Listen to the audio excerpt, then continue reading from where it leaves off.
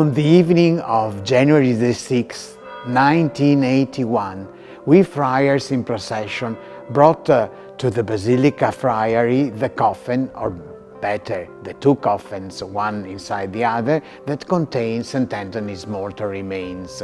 The candle flames, the scent of the incense, the singing first of the Te Deum and then of the Magnificat transported us back to the time when Anthony was still alive.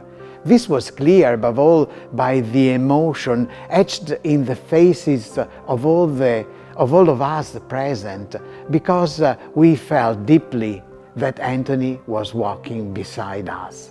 This moment, unfortunately, didn't last long, because after the short journey along this cloister, the remains were taken to the so-called Bishop's Hall.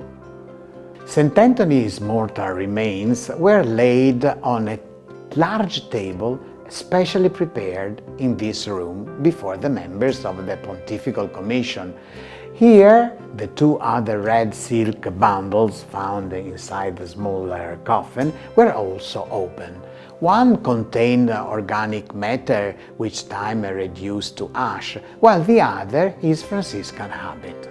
Of course, the jawbone and the left forearm were missing from the skeleton because, as we have seen, they had been removed by St. Bonaventure during the first recognition in 1263. From this moment till the end of January, the saint's body remained in this room and was carefully examined and rearranged by a team of anatomists and pathologists from the universities of Padua and Pisa. With intense work, several examinations were completed, and these have enabled us to gain a better understanding of our saint.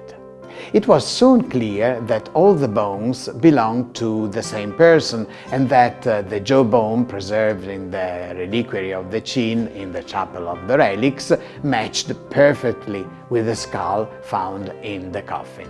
The scientists, however, were struck by something really odd.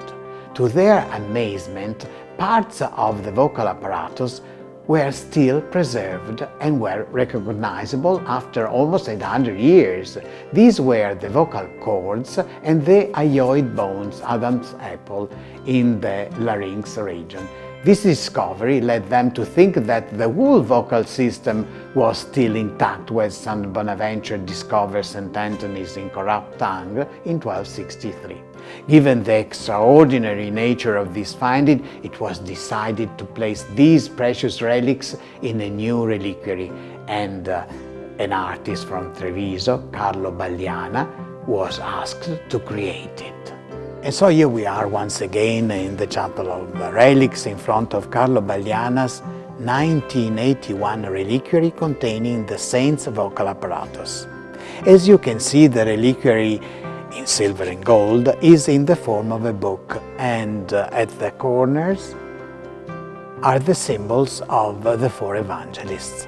From the pages of the book, a flame emerges, in the center of which there is a crystal sphere containing the relics.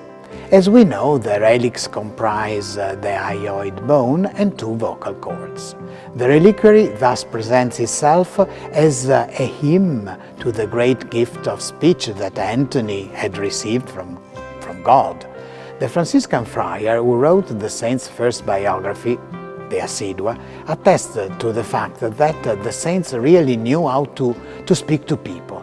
He tells us that when Anthony preached, the crowd remained in total silence, and even though the multitude could reach 3,000 people, you could hear a pin drop. Shopkeepers, eager to listen to him, did not even open their shops, and women, in the ardor of their devotion, brought with them scissors and then tried to cut off a piece of his Franciscan habit as a relic. On September the 12th, 1982, on the occasion of his pastoral visit to the city of Padua, St. John Paul II prayed long before the relics of St. Anthony, and during the homily at the solemn Mass he celebrated at the Basilica, he said, His preaching was not a declamation or limited to a vague exhortation to lead a good life. He really intended to proclaim the gospel, knowing that Christ's words possessed a force that penetrated listeners. Let us therefore gather in prayer before these relics that unite us to St. Anthony. Dear St. Anthony, you who dedicated your whole life to the salvation of Christians and to the return of unbelievers to God, help those dear to us to rediscover lost faith and return to the joy of friendship with God. Amen.